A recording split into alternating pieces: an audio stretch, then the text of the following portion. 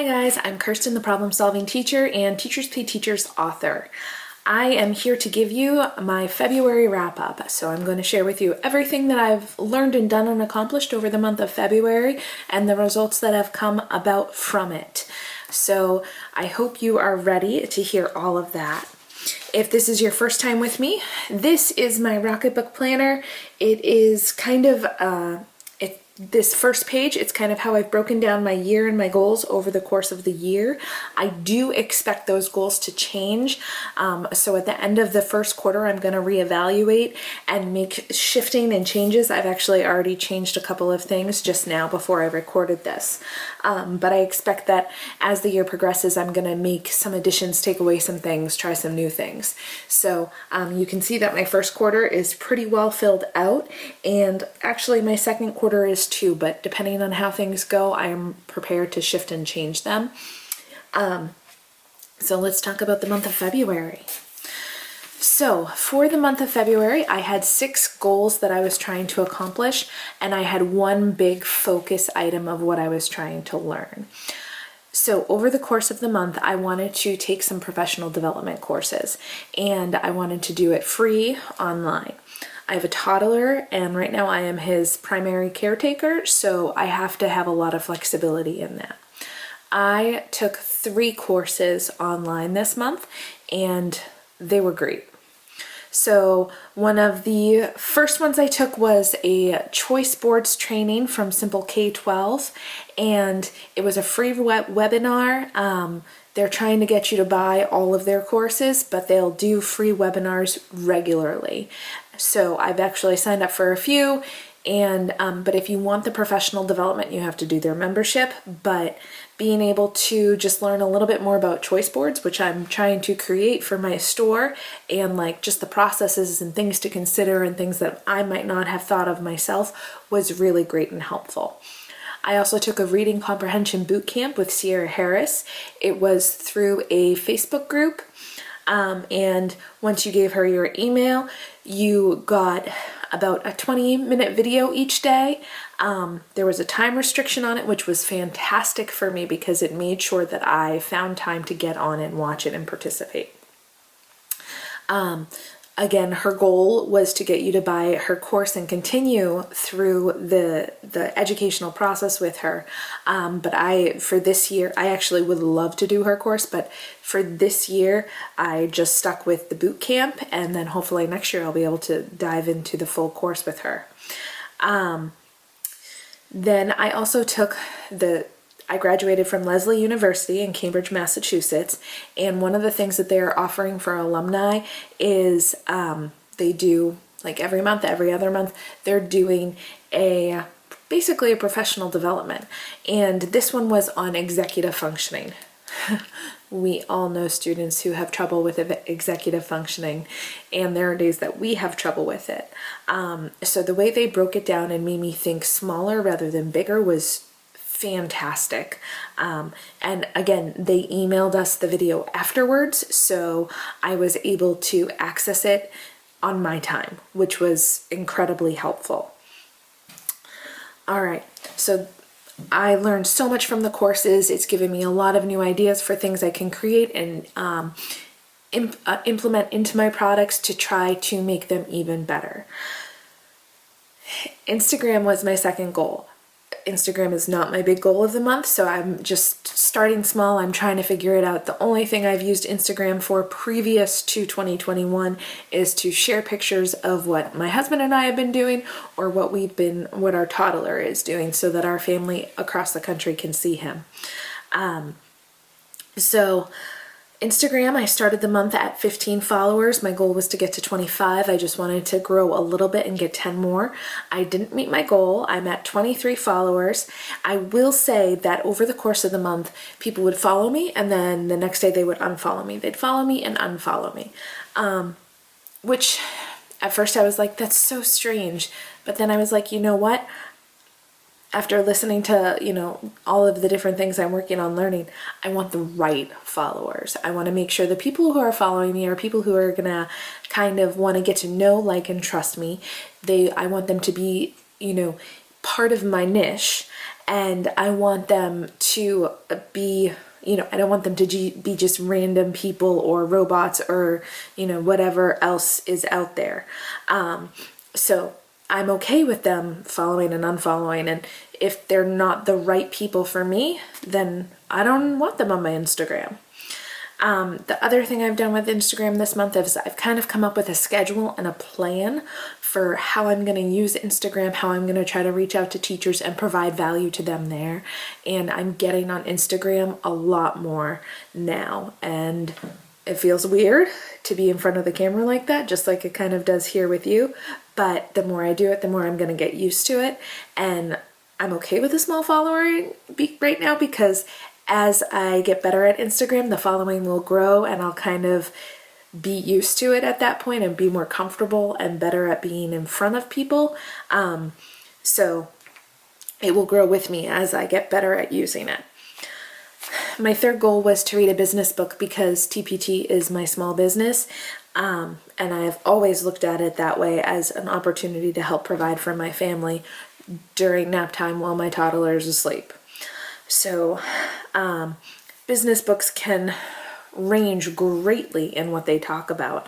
Though I actually read 2 books this month and started one. So the first book I read was called Eat That Frog. I just went onto my library and I looked at audiobooks, and I typed in business and I downloaded one that I thought looked interesting, and with the title Eat That Frog, how can it not be interesting? The book it was short, it was concise, it was to the point, and I liked it. The title is referring to getting your hardest thing done first. That most important, that most biggest priority thing done first. So that's the point of the book. And I heard Tim Ferriss say it last month when I read The 4-Hour Workweek. So it's not a brand new piece of information, but I like to hear things again and again, because it helps you, when you hear other things. Because I've also this month heard people say, start with small tasks so you can check them off. But really, we got to get the big task done first, which is exactly what I'm doing with recording to you. This is my big task of the day. And sometimes that big task, that one we don't like, is the one we avoid and we put off, and it can go put off for days and days and weeks and months, and then it never gets done. And it's usually the most important thing. So I liked validating that, and some steps and advice on how to make sure you are getting that first big, most important thing done, how you are eating that frog. I also read The Year of Less. It was a memoir, basically, about a girl who decided that she wanted to get rid of stuff and stop shopping for a year. How we often don't put a lot of thought into our purchases, and we spend tons of money on things that we never use. So true. And how we can save money and we need less money when we consider our purchases more. I wouldn't say it was directly related to business, but it did have a lot to do with mindset, and kind of pointing out how her mindset changed over the course of the year. It did make me want to declutter my house, but it came up under the business section, and it was an interesting read, and I had already read my business book for the month, so I continued to listen to it on audiobook. The third book I started is called Lean In. I'm not done with it yet, but one of the top people she was at Google, and now she is at Facebook, or she was at the time the book was written, and her journey as a woman in the business corporate world, and the stereotypes and injustices that are still existing in that part of the world. With Women's History Month, I think it's actually a really, really fascinating read. Again, I'm listening to it on audiobook, but it was great. Okay, my Teachers Pay Teachers goal was to get 10 more lessons up on Teachers Pay Teachers. I exceeded that. I got 12 lessons up, and then I want to share something else with you. So it was Black History Month, and I was working on a lot of Black history products. I did a Black History research assignment my last year in the classroom, and I literally saw my students' thinking change. Their eyes opened. They were just amazed at some of the social injustices going on in the world that they just didn't understand or know about before. One of the things I did with the product, with the assignment, was I made them connect the historical event that they were researching to current day. Does this still happen today? What can you find in the news? Where do you still see this kind of social injustice happening? And they could find examples, and they could see how, what was happening was still being done today. So just like that, even though the civil rights movement gave so much improvement in our society, it made a huge cultural shift. It helped the United States become a more equal place.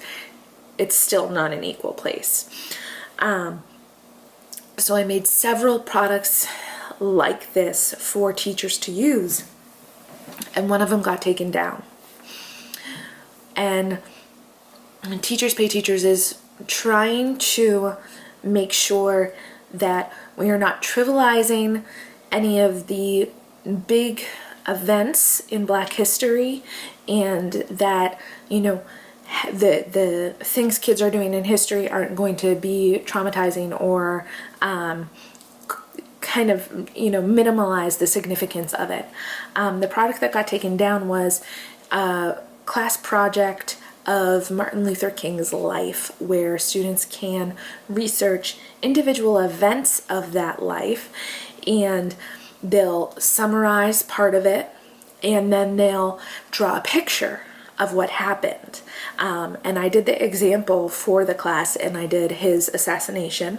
And for the picture with my clip art, I put Martin Luther King there outside of the hotel where the assassination happened, because I didn't want it to be graphic or gory or bloody. I wanted to remember him respectfully. Now, I haven't edited or gone through this product and tried to put it back up yet, but I just think that being real with students and talking about the reality of what's going on in the world is so important. So it was kind of a punch to the gut when the lesson got taken down. Like, it hurt, because I had seen how my lessons like this had truly impacted my students, and I thought that it would be a great opportunity for more students to continue to learn like this.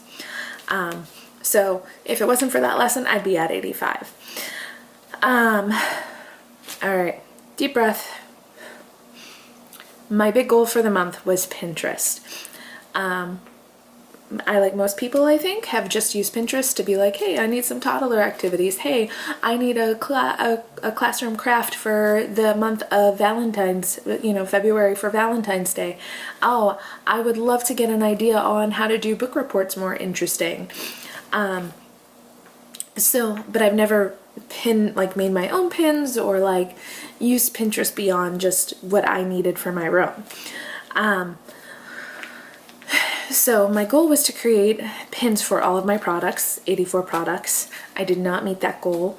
It takes me about 20 minutes to create a pin for a product.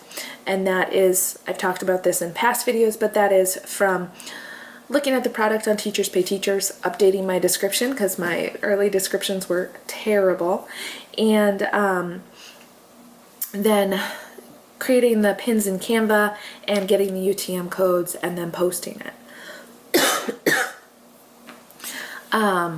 So it takes me about 20 minutes to do one product.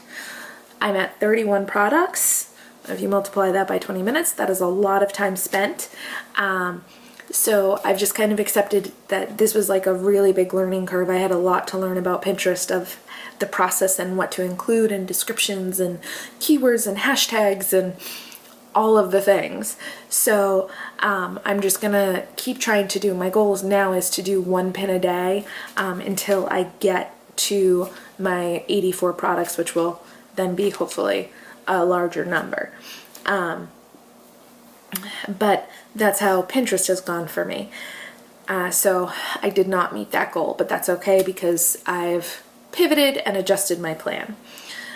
on Pinterest, I do, as of today, now today is the last day of February, I have 1.1K monthly views, so 1,100 monthly views. So my pins are getting seen, which is awesome because it means that something is going right, something is working. So hopefully as I continue to work on Pinterest, I'll see those numbers go up and I'll see sales go up. All right, my goal for the month of February was to make $80. Here's my little goal sheet. I have this hung up in my office. I included my 10 more products. I included, trying to get more followers. I wrote that down partway through the month. My goal for February was to get $80. And I added a stretch goal. Okay, so halfway through February, I got to $80. And so I was like, well, I have 2 weeks left of February. I should have like a harder goal. So I thought about it. And I thought about January and I said, well, in January I made $65. So if I double that, it's $130. So I kind of made like a stretch goal of what I wanted to reach for. So my goal was 80, and then my stretch goal of can I do it? It's a little bit scary, it's bigger, was $130. So I didn't make my stretch goal. I made $96.32. And then things that I was like kind of thinking about, but I wasn't sure of, like I know my state, Massachusetts, went on vacation in Valentine's Day that week. And then New Hampshire, which we're really close to, they'd usually do vacation the week after that. So I was like, a lot of states in the country are probably on vacation. And then there's the terrible polar vortex in Texas. I don't even think they're back to school yet because they're having rolling blackouts and water issues. And I don't know how many states that affected, but it makes sense that the sales kind of slowed down. So that was my month of February. Hopefully this kind of gives you some ideas for goals that you could set for your business and helps you see what's possible and gives you some ideas of things that you might try. Don't forget to like and subscribe, and I'll see you next time.